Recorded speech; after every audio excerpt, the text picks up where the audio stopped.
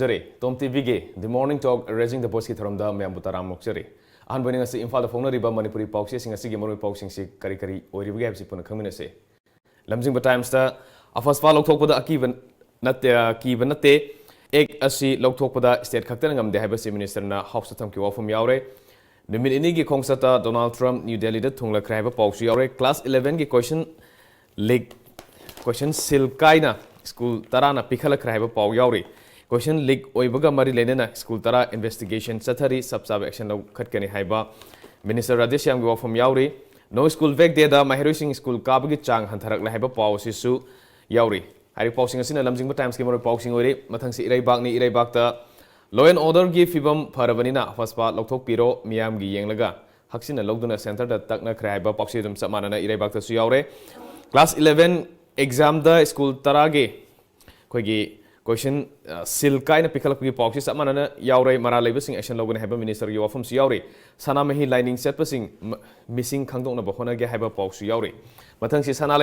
लेबागता अफसपा ILP की मतंग दा फजना तखाइनखरे law and order फरबनिना अफसपा लौथोकलगने हाइबिरो Ranjit की वाफम यावरे लौथोकप मतम चारबनी सेंटर दा तकनागे हैबसि मिनिस्टर के पाउखुम सु यावरे स्कूल तरा के क्वेश्चन पेपर सिंग सिल कायरम थेंगनरे हैबा पाउसी दम समानना यावरे पुलिस ना चार्जशीट थागलक्तबदगी बेल दा थादोख्राइबा पाउ यावरे एआर ना थागलखिबा रिपोर्ट युमफम ओइरगा आईएम की कैप्टन जुडिशरी ना थादोखिबनि हैबसि मिनिस्टर ना थमकि वाफम यावरे अदुगा एमएलए रंजित की वाफम दा मणिपुर दा लाउथोक्तबा सीजफायर सतनाई हाइना लौबा याब्रा हाइबा वाहंग अमसु यावरे मथंग से संगाई एक्सप्रेस ने एमएलए रंजित हंखी मपान सतनद्रसु मनुंगदा सीजफायर सतनब्रा चीफ मिनिस्टर ना हाई मणिपुर सीजफायर यौदे पाउ यावरे एग्जाम दा डिटेन तौबदगी साइकेट्रिक वार्डा चिंगनबा याबा मयाम अमा लैबदगी डिटेन तौबनी महाकी फनब सिनगने हाइबा वाफम यावरे आरपो कुमनगी मियाम दा पाउजल पिरकली मियाम ना पाम्बा आईपीएस ओहेनबा होनरी हाइबा पाउसिंग असिना संगाई एक्सप्रेस के हानबा लेमाइदा फोंगबा याम चाउन फोंग पाउसिंग ओरी नहारुल की थौदांग दा state असिदगी अफसपा लौथोकपा ngamloidaba oiragadi amuk hanna law and order fagalle haibiraganu haiba MLA Ranjit की वाफम यावरे अदुगा पाखुमदा स्टेट की लॉ एंड ऑर्डर की फिबम फगलबना अफसपा लौथोक पिनबा सेंटर दा तकनरी हाइबा चीफ मिनिस्टर की वाफम यावरे मथंग से पौनाफम दा स्टेट असिदगी आर्म फोर्सेस लौथोकपगी arm forces special powers act लौथोकपगी वाफम समानना पौनाफम दा सुदम फोंगी एनएसएन आईएम याउद्रबसु सेंटर दा नगा पीस एग्रीमेंट साइन तौनरबा याना लई हाइबा पावमसु यावरे अदुगा तोपमदा US president Donald Trump India दा लाक इंडिया खोंगसेट की पावसु पौनाफसिदा यावरे स्कूल तरा के क्वेश्चन पेपर सिंग पैकेजिंग कायरम ले एक्शन लोगन हैबा राजेश मिनिस्टर राजेश की वाफम सु यावरे अरोइबदा एसएल मथंग सीएल एक्सप्रेस ने अफसपा लौथोकपगी मतंग दा खनखिबा डिस्कशन की मतंग दा खनखि वाफम सबसाना दम यावरे सनामही लाइनिंग चटपसिंग सेंसस दा चलहनबा मथौदा पुनिंग संखिदबा पुलिस की मतंग दा ऑपोजिशन तखत क्राइबा पाउ यावरे लाइंग लिबी महिरोय एग्जाम थाबा यानबा थौरांग पुरनी हाइबा मिनिस्टर राजेश्याम की वाफम यावरे एलडीएन मपु साबा यारोय हाइबा जय की वाफम यावरे अदुगा अतोप पाउमदा अरानबा पुथोकलुबा महिरोय सिंगदा ओनसिलकपा थौंग यानिंग हाइबा महिरोय लुपकी वाफम सिंग असिना इसेल एक्सप्रेस के मरोय पाउसिंग ओरे अरोइबदा हेलान पाउनी एसी खरदगी सु अफसपा लौथोकनबा सेंटर दा तक्सिनबा हौरे हाइबा चीफ मिनिस्टर बिरेन की वाफम यावरे सेंसस दा सनामही लाइनिंग हापगी वाफम तंगाई फदबनी हाउस नसु हाना वारेप लौरंबा लई हाइबा चीफ मिनिस्टर की वाफम यावरे अदुगा नमिनिनी की खोंगसता US president Donald Trump India दा लाखरे इंडिया यूएस ना डिफेंस डील अनि खुजेक पिनरगने हाइबा ट्रम्प की वाफम यावरे हारिबा पाउसिंग असिना हेलन पाउगी मरोय पाउसिंग ओरी ngasi faunariba manipuri pause singa sigi maro pausing amade ate topa pausing nene nab gidamak tanga se TOMTV ge the morning talk raising the voice ki studio the length in the library bas sangai raba social scientist DHANABIR LAISHRAM ni ojab khan pukda taram noksari thagasari ngasi faunariba pause ayamana dum assembly gi pause han balai mai da yam chauna faunari masida assembly gi pausing sigi han boina lokhot pa yaba pauma hairaba da akoi gi state asidagi afaspa lokthok pagi wafam aduga ILPS inner line permit system sanabagi wafam ma yam chauna yauri लिसिंगनी मरीगी अगस्त तरानी थोइदा अखोगी cabinet decision अमना मतंदुगी लेंगाक्तुगी decision अमना अखोगी greater Imphal के assembly segment तरेतगे अफसपा से लौथोखिबनी मदुगी मतुंग हौजिक फावबा चही 15 से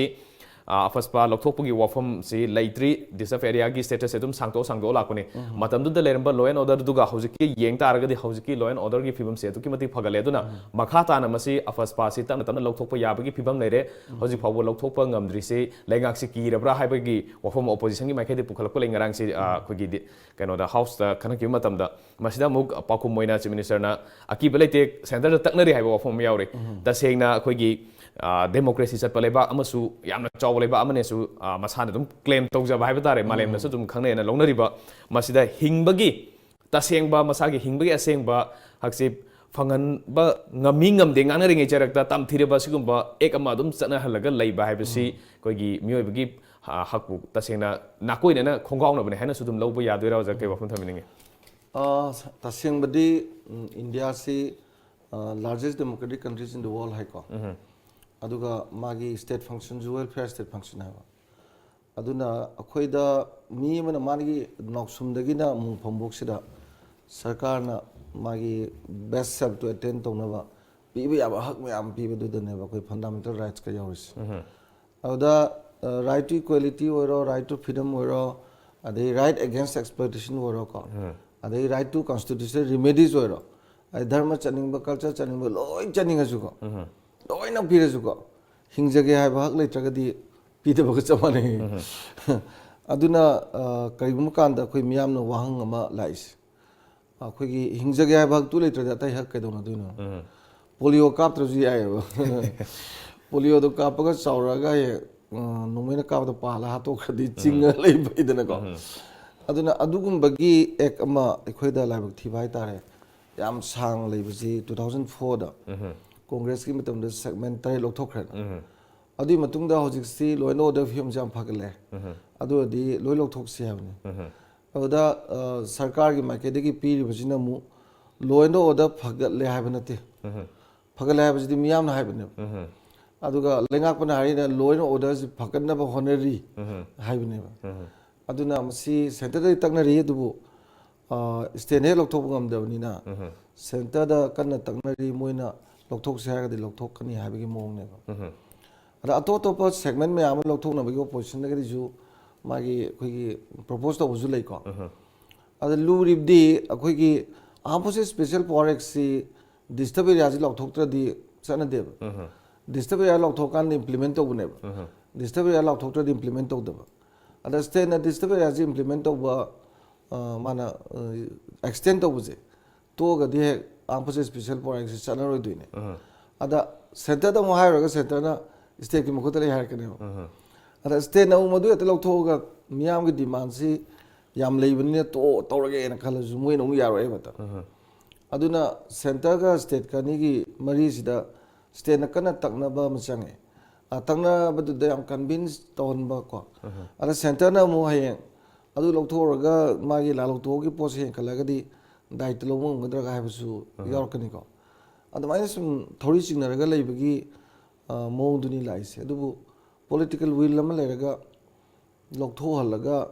ꯃꯥꯏ ꯂꯣ ꯑꯦꯟ ꯑꯣꯔꯗꯔꯁꯤ ꯐꯖꯅ ꯃꯦꯟꯇꯦꯟ ꯇꯧꯕ ꯌꯥꯝꯅ ꯐꯖꯅ ꯏꯪꯅ ꯆꯤꯛꯅ ꯂꯩꯅꯅꯕ ꯂꯩꯉꯥꯛꯄꯅ ꯗꯥꯏꯇ ꯆꯥꯎꯅ ꯂꯧꯔꯒꯗꯤ ꯈꯟꯅꯅꯤꯡꯉꯥꯏꯗꯤ ꯂꯩꯀꯣ ꯑꯗꯣ ꯑꯃ ꯑꯣꯏꯔꯁꯨ ꯑꯩꯈꯣꯏꯒꯤ ꯏꯟꯗꯤꯌꯥꯒꯨꯝꯕ ꯂꯝꯁꯤꯗꯗꯤ ꯗꯦꯃꯣꯀ꯭ꯔꯦꯇꯤक ꯀꯟꯇ꯭ꯔꯤ ꯈ꯭ꯋꯥꯏꯗꯒꯤ ꯆꯥꯎꯕꯁꯤꯗꯗꯤ ꯁꯨꯃꯥꯏꯅ ꯑꯩꯈꯣꯏꯒꯤ ꯀꯔꯤ ꯍꯥꯏꯇꯥꯔꯦ ꯍꯤꯡꯖꯒꯦ ꯍꯥꯏꯕ ꯍꯛ ꯂꯩꯇꯕ ꯃꯤꯌꯥꯝꯒꯤ ꯑꯋꯥꯡ ꯅꯣꯡꯄꯣꯛꯀꯤ ꯃꯔꯨꯑꯣꯏꯅꯀꯣ ꯀꯥꯁꯃꯤꯔꯒ ꯑꯋꯥꯡ ꯅꯣꯡꯄꯣꯛꯇꯁꯨ ꯂꯧꯊꯣꯛꯄ ꯈꯔ ꯌꯥꯎꯔꯦꯗꯅ ꯑꯗ ꯃꯁꯤ ꯐꯖꯗꯕꯗꯤ ꯂꯩ ꯑꯗꯨꯒ ꯍꯧꯖꯤꯛꯀꯤ ꯂꯥꯛꯏꯕ ꯃꯅꯤꯄꯨꯔꯒꯤ ꯐꯤꯕꯝꯁꯤꯗꯗꯤ ꯈꯔ ꯍꯥꯟꯅꯒꯗꯤ ꯌꯥꯝ ꯃꯥꯟꯅꯗ꯭ꯔꯦꯅ ꯑꯁꯤꯒꯨꯝꯕꯁꯤꯗꯗꯤ ꯑꯗꯨꯝ ꯁꯦꯟꯇꯔꯅꯁꯨ ꯂꯧꯊꯣꯛꯅꯕꯒꯤ ꯋꯥꯐꯝꯁꯤ ꯊꯝꯕ ꯐꯕꯖꯥꯠꯅꯤ ꯑꯗꯨꯕꯨ ꯁ꯭ꯇꯦꯠꯅ ꯇꯛꯅꯕꯗ ꯂꯩꯔꯦ ꯑꯗꯨꯒ ꯑꯣꯄꯣꯖꯤꯁꯟꯒꯤ ꯃꯔꯨꯑꯣꯏꯅ ꯂꯩꯉꯥꯛꯄꯁꯤꯗ ꯍꯥꯏꯔꯗꯤ ꯌꯥꯔꯒꯗꯤ ꯐꯤꯕꯝꯁꯤ ꯌam ꯐꯔꯦ ꯍꯥꯟꯅꯒ ꯅꯍꯥꯟꯋꯥꯏꯒꯤ ꯑꯍꯥꯟꯕ ꯁꯦꯒꯃꯦꯟ 3 ꯂꯧꯊꯣꯛꯈꯤꯕ ꯃꯇꯝꯗꯨꯒ ꯌꯦꯡꯅꯔꯨꯔꯒꯗꯤ ꯑꯗꯨꯛꯀꯤ ꯃꯇꯤꯛ ꯐꯔꯦ ꯁꯤꯅꯤ ꯐꯔꯦꯕ ꯑꯗꯨꯅ ꯂꯧꯊꯣꯛꯄ ꯌꯥꯏ ꯑꯩꯅ ꯍꯥꯏꯕꯒꯤ ꯃꯑꯣꯡꯅꯤꯗ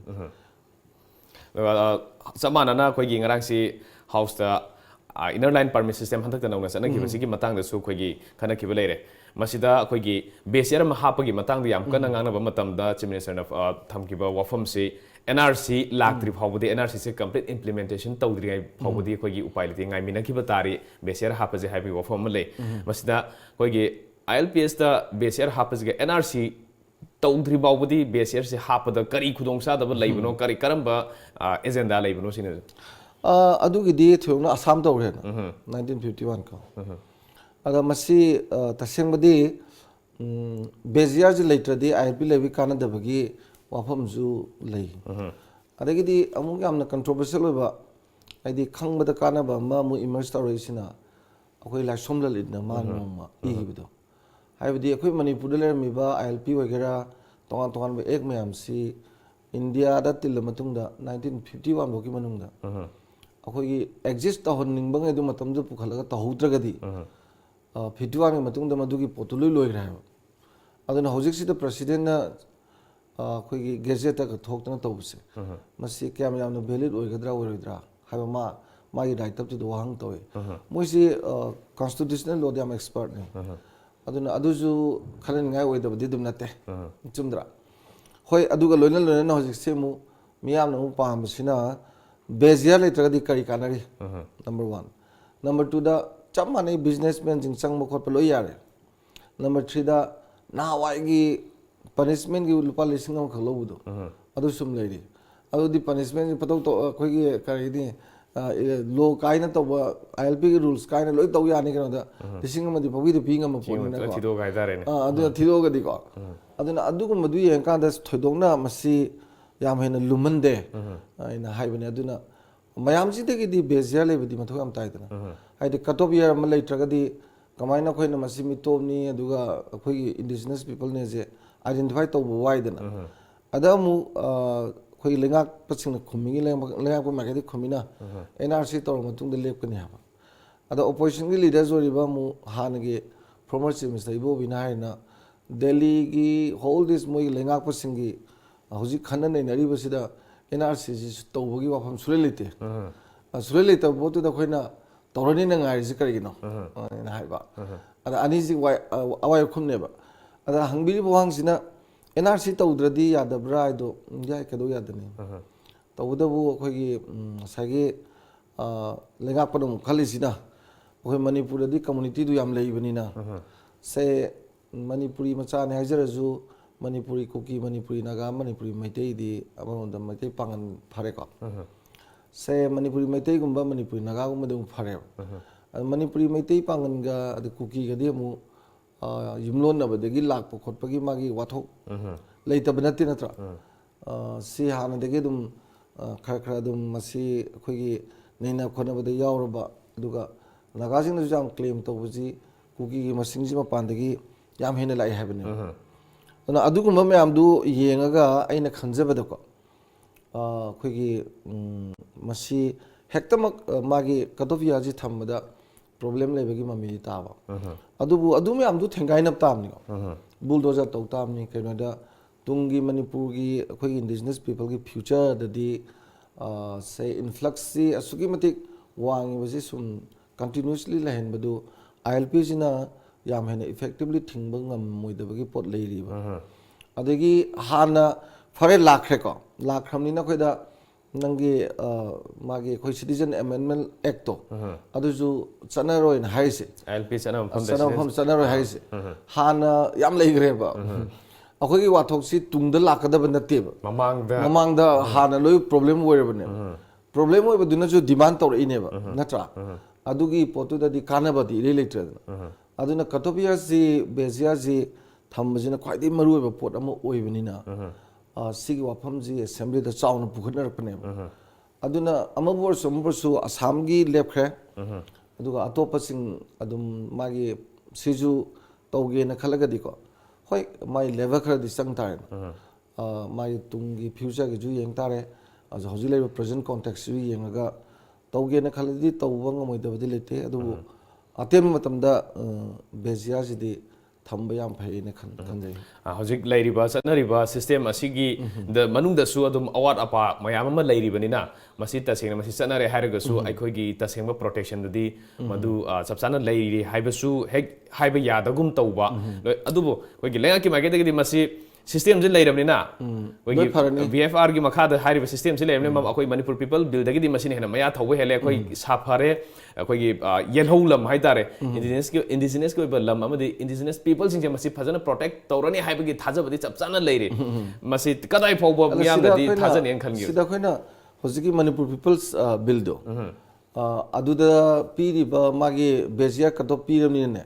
katop yar piramni na adugi du mayamna drop to matamda adugi mamangdagi sigi wafamji thamjen tawkanda to some extent study tawri say kanona khoigi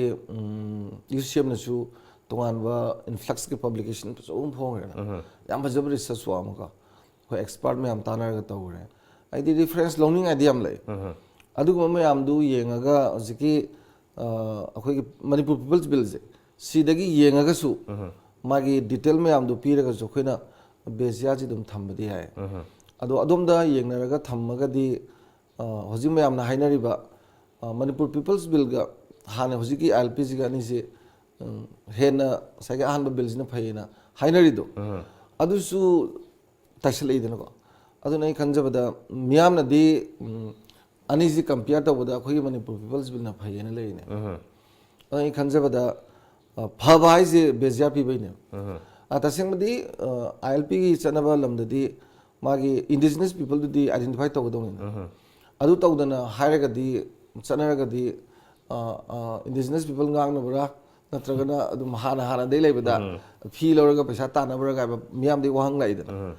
adu nei khanjabada hojiki je fajana define to ngamdabado aduna fajana madu tawge di hojiki Manipur people's bill ya report to ILP simdojin jaba ngatani ada hapchalaga bezia gi pochi katobia ji piraga di khara dum ani du punjila pai mami tai dana ko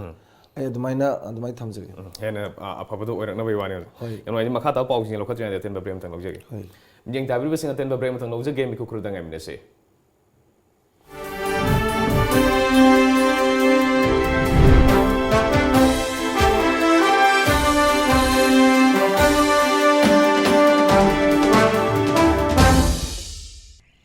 Labuk sang halla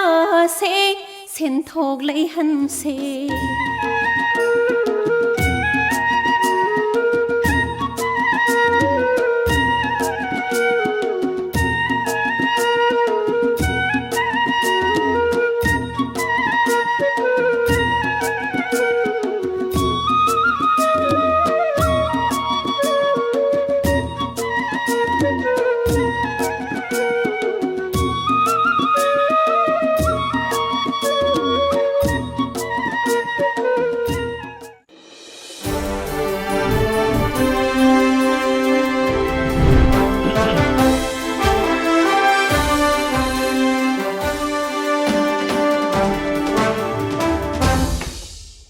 break ki matung da mayam bomu kana TOMTV gi the morning talk raising the voice ki thoram da taram noksere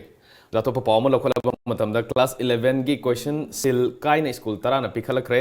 question leak oiba mari lena na school tara investigation chathari sab action logane haba minister adesham gi ofom yauri mamang da su khoi gi house da khana ki ba matam da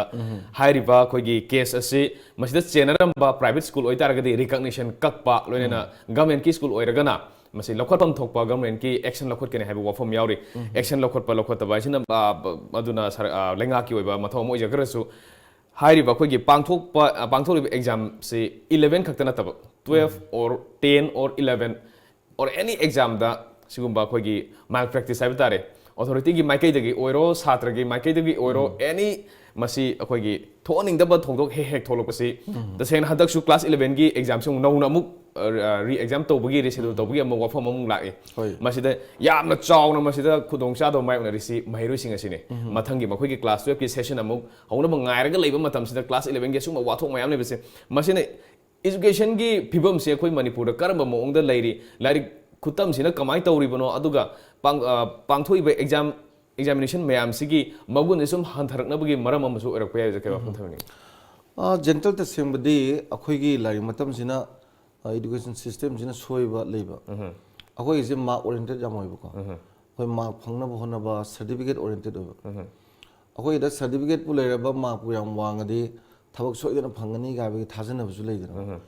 aduga atai lam chakot lam jingdadi mark sheet purga certificate pu kya tawnadre Japan maktada madi khoi attendance da yam yeng aduga hojik laiba Google ka maming sakthaponi moigi se magi technicians in lokanda computer operator lokanda moi mark nung kai productive moina pamba app tu tawbiu ga harga tawlaga madu lai mi am de phajan tor madu khan hojiki matam jidi mark tu di silaga ju yam phangba ya keno certificate tu ju ching de thawraga dum pass tawba ya keno nimitu da zara tawradi dum lai hitra ju ai lai yam pajar pa nga am nimitu narba chalaga yam khangba nga ma yam phangda ju yai natra masi hongdok pa darkar oi do khoi da hongdok taba aduna mark tanana ba hona bada question hana khangba pot lakne haining ba pok panatri mark phangna baga haining ba khene haining ba ngang do khangna bo raga di parikha se su khaloi ai bam to kre ro mark phangna phang to ada adumai to bu yadre jina mu interview da di mark sheet to ga certificate ka amsin yeng masi da khoi mama mapa ba sing da ngak taina ba su yadaba leiriba system jina su automatically mo khoi da tawon ade oja sing si su khoi oja community da su ka yam phabo ja ju yawi adagi di oja mo phatab su question je akhoi ju oja yam sang sei kun trawari ne confidential je su da balai pot de ba question jo koi me ba ado anga am ta khangan de kaino tuition jom da lorte question semi ba oja dugi hek mas poksa ba masa da su tharam ta ga de adu di ade parikha gi confidential je mari mata adagi ma gi mung manung gi mi parikha tharaga di kum dum drop to da ba adu di board ka council ga yam pasang ngak pani yam section bane mo sing mo ado board su council jo khoina leije ba de di yam section le khale even hana ozame am ning jina dum sigi karaitare one ba ma yam phangna bo honar pose masidagi kaim kanda khoi gi coach si hana khangduena aduga magi examiner da mu thiraga head examiner da mu hainarena head examiner da mu mana si yengada ba magi kano ga mari lenarena adumai tawbra kaina chingna ba lerek pasu leyeba aduna board position gi tanar ko ga yam tawbagi wa phom masu leiri board su council su moina hek tawsi mag si lo yeng lor kanda tabulation tawru pasi sida tawrabani ko tabulation se first second third ga loi khangapuni ko aise adu matam du da over marking under marking thengne badum scrutiny da se kudam moina school amagi angang je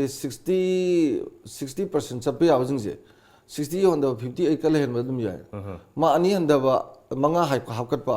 manga handa ba yam lai ba si mo ja total yang pada admai su mandalaga under marking over marking toraga school amana loi wangan ba school amana wangom to du ju nemalaga chalan bi ya adu ma me am ngasi sum scrutinizers in people moigi feedback ki matungina board wagera council wagera position tar ba jingse masi ni yankhai mukse masi di han gi rite to grab ahlam yam phable dina khoi gi bias lai to kang mule dina moi da chi mu yin ba ada madani nungai je one tar madu saben daga satkiba ha second tar madu naga amakha kumdagi ba saben du naga one takhlak pa adum yawe ba ada mama pa sina de hana du ju khangdu eba ai chaw first tar kani second tar hana mo khang thok pase aduga asan ai tar moi one omega na hai ne ba adu di khara section to bune adu luri di question thamba je question thamba je police station gumba manang pa army kana gumna thamega thamma to the question ji parikha gi mai osidun lo la ni lo la kan question thama kan da matam le ba hang do page hang do ju mi man hang do pe de ba question mathak sida soyani toraga phakai doi ni aduga yam tenu matam dani kwai je aduga yelam dai gi samdok pa matam du da aduga pina bane adu tawdiyo parikha gi question me ama loi silkare le loi silkale me je tawgi 11 gi se masi principal school da haitare aduna su parikha ji yam bani na 11 jina promotion gi mong dong lei bani na adi yamna satra jina lu na lona da ba ozar ju lu na lona da bani na akhoi gi ngalitana lawru ba su ngam da bani na moi custody thambagi ju principal me ang apam di tawhi bani da adumai torga di integrity du ngang na ko oza ji am phidam ningai oi ba thabak khara taw mathau tai ba ko maram di aina toy haijaba Japan da oza amta police na phawang mo no one can arrest any teachers of Japan without getting permission from the government ka haidi oza ri thak sang wang thamba France da mo apex court da chokki da phamba ya ba dok da there is only the teachers German da kwai dagi tolo wang khong ji oza South Korea je akhoi mantri amade ki facilities je oza na NP ni hai myam jing je pithibhi ki lai tam top 10 ta ma tani ko oza ki keno siam chawe da khoina oza mo ina khoina akhoi ki tawam tho myam je phajana tawraga chatraga di oza si mi sab engineer ni na ko thong sab engineer lambi sem engineer du di thong te su ai lambi du magi nagi hol myam le su ai ko adu mi sagado factory educational institution dagi mi sab engineer du na phajana mall toroktra ba satra do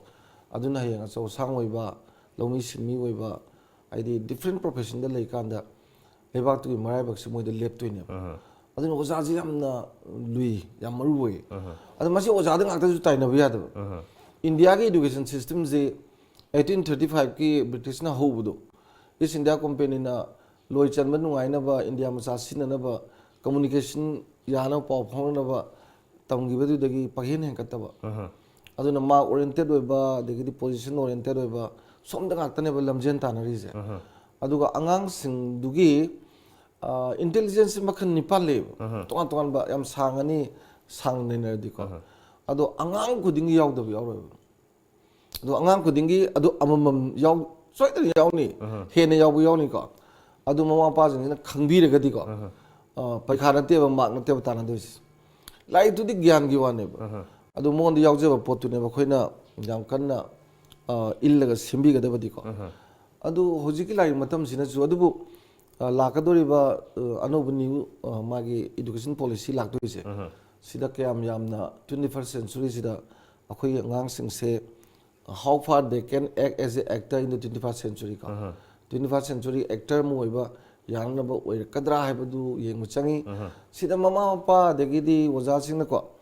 oza sing na question lik oi badu to ba to na mi am se oza sing na pige ne salam oi ba chumdre ne sata gi gajena tanara mu ai sata na tanara mu ai ko na chagana private school jing jina mai competition jida angang sing si mai top par oi na ba khona ba he na pha na ba hona ba da mai angang sing ju da school loi na ba nang question ji loi ta thok na di adai du di gentle mom lak tro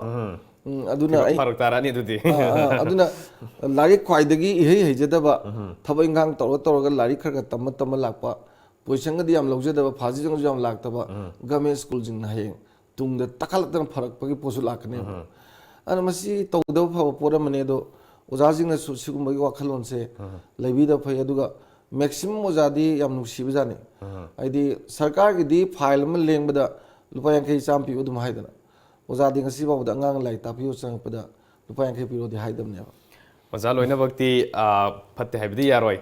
adubu yauri ba oza kharasina masina hek laiba wathok ko hendana hojik khanare loi chen da halai tare ada masida amu laksini soja hoigi minister gi wafum se private school oitar ge recognition kakani haibsi kakpangam dori bra school se recognition kakthatpa dum ngam ngre na khanbi bra adu government ki oina government ki lokhatpam thok thaba lokhakani lokhatpam thokpa thabak se karino karamba punishment pi lokhatpam hojik gi dunin da recognition lairaba private ki na recognition kakthalena adu sarkar gi di moi makhad lebni na moina yengba yabdu yengba tare da aduga handaki matang sida kaigumba satha udraga di ko education minister is my commitment on p gimni na ai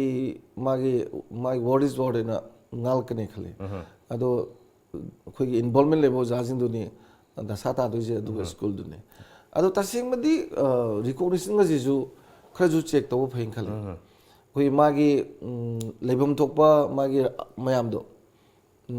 rr kari adegi atai component nam su da ga pabi pi bu mathok ta den khali na tra adu orega di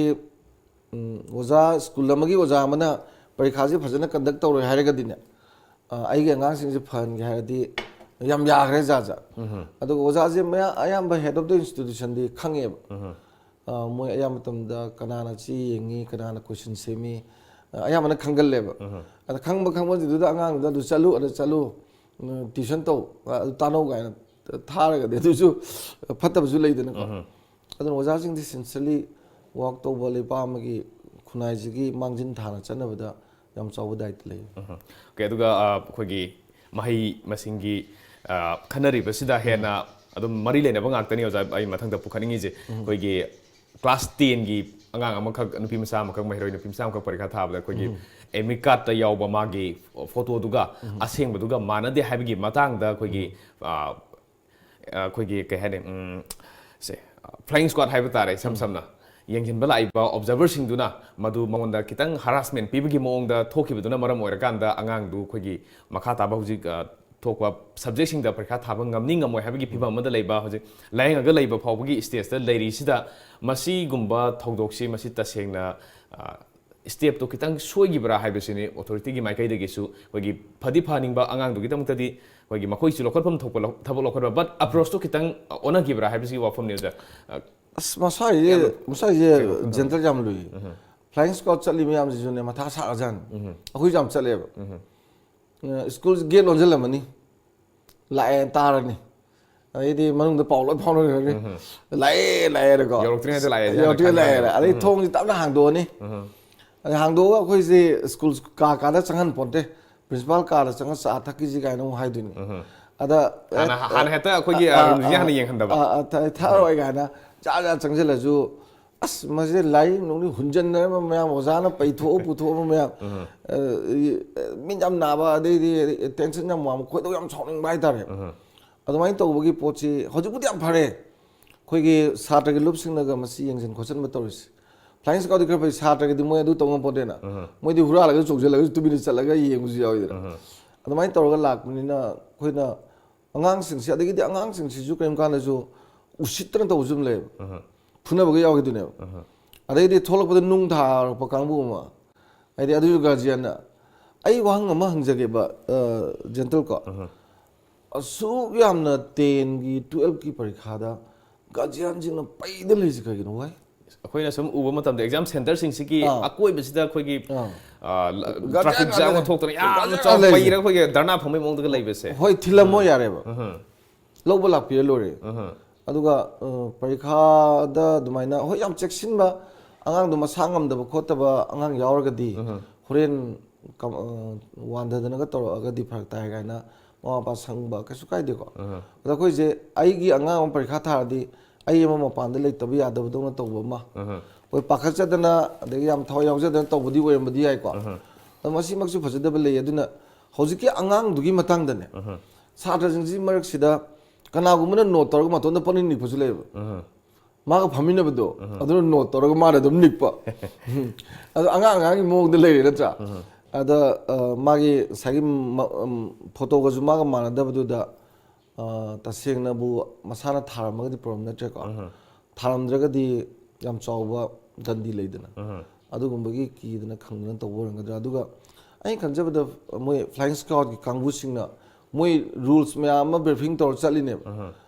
maximum moi rules khang chali ne aduna not phabu su mu to bo tan thok bo su moi de du detail khang ni adu da moi jing du loi na bak tu da mu khara senior bam na ju litor chali ne aduna lairi ba pot si da yam ne hena angang du da kari kari torung ga da bno adu de khang de du ga ai gi ma ke da gi di flying squad ke ju problem am lai ado mas sky de gi gari ga thuai panung ga tha sok ba bari yaw ga jane ado hojik lai ba discipline tong nari ba mong si da chathom di thoi ni da mu ju flying squad se natra aduna ai khanja ba da hoi dil to matam da yam kan na ngang ba sak pa jadi mahiroi si parikha manung da leiri bani na adu di tom thokte adu ga loina bak se human relationship approach da angang du gi mong ya ga phajana ta haibi ba khopi ba to budi darkar di hoi adu awaza yam badu dati kya di ai hojikan di torom du man den khale ram di chali ba mijing se hoi center khara sathi bo ja thajin mu ji ko ai di moina tor yu de gi thengna ba ma ju thajin mu ji adumai lei du le adu adugi yenga to pot da live pot si angang du gi so son ba lei gani ai sai jai du ne manak ta no tor ga ma to do ma parin ta ni ku le na aduna oza da su flying scout ki team da su yam he na la na lo bi yadri adu angang du gi su yeng changi ba ko adu amu su la na wek to ring ai di afabadi oidre adu wathok si lai jing ji la na to bodi ngak ne ba kanam tra man adum lana di oiba kanam ta no to bi no flying scout chat ru ja ga adagi ojaajingdu na phaja phajan tawbiragadi suyeng sangdabsu yana mai mai angang ni phana bo honna bada ojaajing sina tawna raibase competition je mark ta tanar kogi school jing jida khale di yamna phibam chadan ngai leida habdi mark sida tana bada ojaajing sisu angang sing sigi kari na kari phagadage na khalaga mana ja jengna ragadi ko karai da no ba parikha gi sanctity parikha gi magi intrinsic values to ko aduna loina bakse system na ne adu khara di section na human relationship approach ti hamba aduga parikha haibasi ate munate for the brighter future of them natra aduna khoina so adu understand to phai khale mairoi haji hairiba mairoi si wakhal gi tang pakhat pani khangde adagi masagi oiba nuai tabaduna maram orega hoji makha taba koi subject sing je thabada kitang masada fit oijata ba haiba tare ne adugi education minister na ma jel thana bhona ni haidana si matang sidi phare ba thaina oja nungina kapi ni keno invita ta manungda haidarib ni longna si ni oja ngang mayam loi uri ni tra do parikha thari de ba tam de so oh namasi ani makki makai dege haitare ne education minister je education system je masina ayamsu khoi sigum mayam manipulation tongna ba khona ba room mayam pi bane ado there is only mark oriented oiba sinasu ayam boyni aduna I khanjabada hojiki anobo laiba magi applied education sida angang singsi parikha da ka hana mark ta ka hana grade ka piri siti mai a plus a b c in torise ado mai tawraga de yam phane khale sida di topper adu da kaim le roidana ado council ju tawde toramam ne ba guardian jing sina ba akoi grade ka pi bujung yaning de moi competition yam pam ado angang rom da khota moi gi kok ta sokpodo moi da adu di khangda ba da moi ne imposition toribudu macha jing puna bona da man wazari ga du di mama pa na su ubi da bhai tare aduna lambi si kitang di lana lai ado achumba lambi da sum thokko phain khala policy ama kano to yamna khogi matam kuine dagi sathariba ma ki oiba dugum lamjel ma khena phangingba loina na quality rom da ka hena masi akhoi puning chang da keno si mama mapa su mahiroi su loina na khogi lenga ki maikai dagi swaiba tare education si yamna ahum ama purakna bagi damakta aphabarom da chana bagi pulap hona minaraga sien sama purakna bagi thabuk se puna paikhan minaba mathau da khale aduga atopa mog no school bag de ga mari lena na koigi all Manipur Private School Welfare Association gi maikai di amung thamisi no school bag de sida angang sing si larik khau puraktrami na larik pudramni na masi satra mahiroi sing si lakning da bagi school lakpagi chang siam handare masina makhoi gi keno da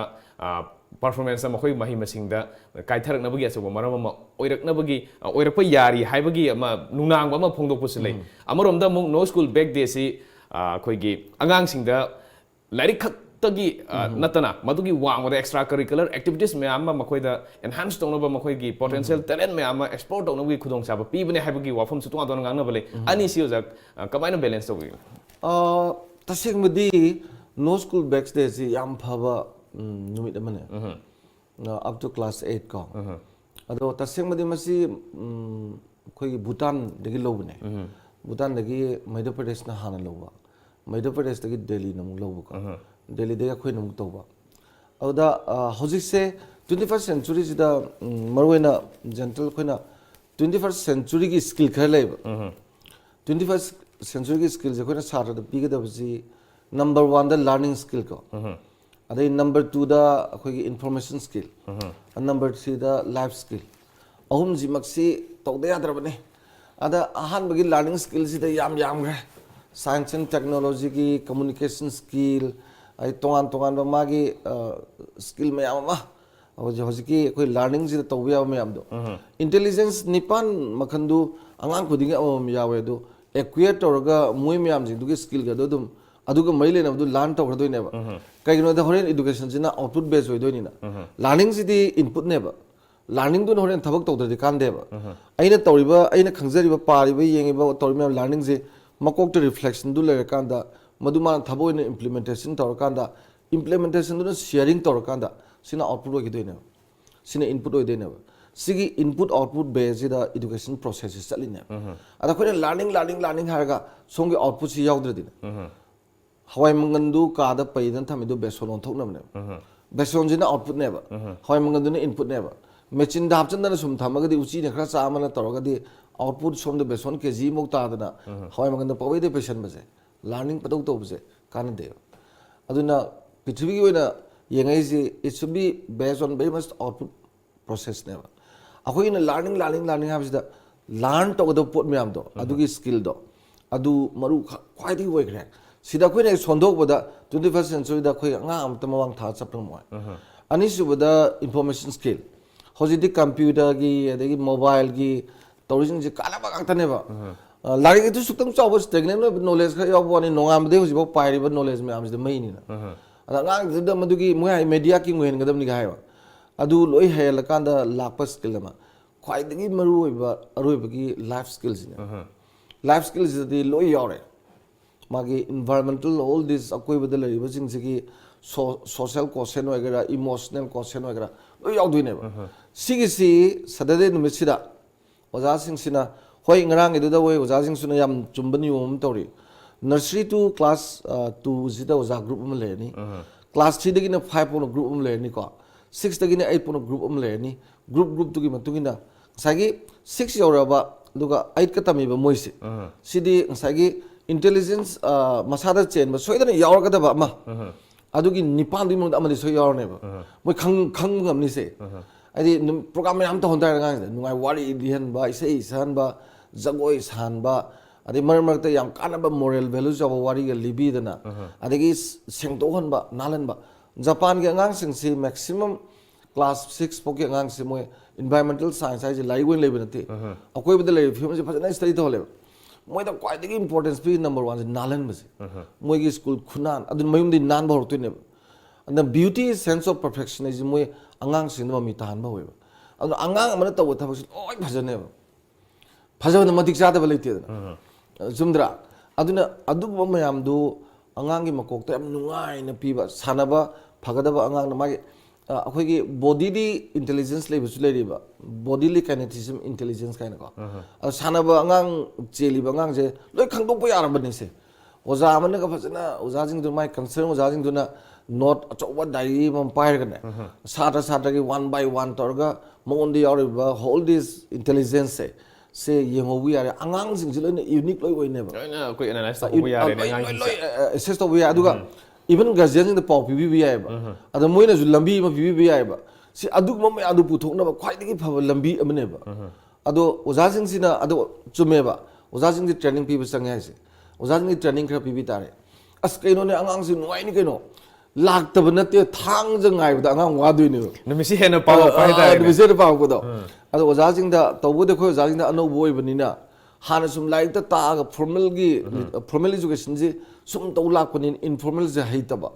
adugi di haipatang uhan gi bada khoi oja jing jam receptive bani na dum phagine ba aduna aina khanje bada yam legre even victoria play gai le ba angang ji masing haina haina ga mana putha ba kana si ba ada tu na jar haina kana angang jing sina ga magi yam receptive cha ka tawna ba angang sing na magi keno se akhoi gi athu ba yam khang ba yam legre da ada a very good numbers of this play lay sanamin na ba ya ba sanaba is value jaw do ni chumna gi sanan banate ada ngasai gi khoi gi ari ba wari batai libi ba moral booster tawna ba adagi de ahal laman ga unhan ba dum yai ba ada lambi ga sabina ba yai ba traffic ki kari gi ama japan to ya duni na ai di amen na ja sing sina thoi yob ada yam lu ba je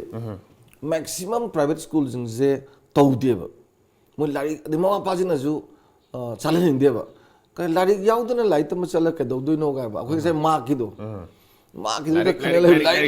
hai tare aduna learning da tawle ba ko som da output yaw dra ba ko akhoi na tami ba lai si tam da ga chama nei se pulap khangmi na ba chang lo shala ko da ten thang na ama to pa pawm lo khola ba min ini gi khongsa ta US President Donald Trump India da lakre India US na defense deal ani khujek pinar gan ha ba Trump ki offer ma yawri masida koi ge lakin offer di Malim gi oina super power ne na hainari ba United States of America USA si masiga akoi gi Asian countries sing haitare Asia da leiba leib to on ba developing amadi developed countries sing siga leiriba relation masida muk China gi influence muk leiba mayam leiri masigi marak sida US USA ga atop ko gi Asian countries singa leiner ba mari singsi samlamna kamaina yengbi hojeki chatliba ko gi malem gi oiba diplomatic relations singsida yam ten yengbada America na thawai yaw is Chinese factor China je hiram kudim mukta America de hengalei na tra hoi magi khoigi karaitai lan gi khuju khulai kari kai da di America de har de gi linga leibani na problem di nati ko ada lurisi India si China ga contest of them yawa missing da mada ko aduda America gi di China si soidra maki akhina hojik si international politics like je hana bipolar na sport pani le me Russia ga America ga takhaina me adugi manung gi cold war le me da adu Russia kai kre ko Russia kai matung de demu ke do ge da unipolar in America ma tum de le America na pithribi se shanti pa no hone terrorist me am haijil khena terrorism gi movement loi hengale problem le re adu konang da hojik se China na mu torisina sai multipolar na haidi UN da khoi moi manga khangna permanent members or any issue the veto to buzigi UN level kan dab leidana security council le se aduna Asia wagera Africa wagera mayam Africa da no single permanent members laitre ada Asia chawga da China ma tom da ne Europe de mayam ju leidana masing ga henkalaga to yam leigre ba America gi mayo oibe ya policy these are all very much related with the China China na hoje lona tawriba policy aduna ju moi ayamba laina sina China ji loi thakta sian doi jane aduna adu ma am du ga America gi diplomatical relationship ta India ji am naksana thamba ji di America any president torkane kai gino that there is a Chinese factor ne ada khoina mu adu dagi lapthokna raga Asia ji gi Southeast hojigi Louis policy tawrise sa ki wegera de khoi gi somda ASEAN gi wegera sida as a very good actor ko China ga India ga yam nakna tanaraga atopana ga haiba ji lodana ne phajana ga tawraga di Asia gi ju mong amadi lakane ado in course of time international politics ni na matam hong pudi ya khala ya amazing asi TOMTV ge the morning to raising the bush ki thorom da sangna harba social scientist oja DHANABIR LAISHRAM lengberak tena ngasi ki thorom kumpan gidong to oja bom kana thagachari thank you very much ngasi go na de TOMTV ge the morning to raising the bush ki thorom matang sada loisin jare ayeng kumphang asimakta da the morning talk ki thorom pudun laksage matam adu faudang di kaina na ba yathang ni jare pina birase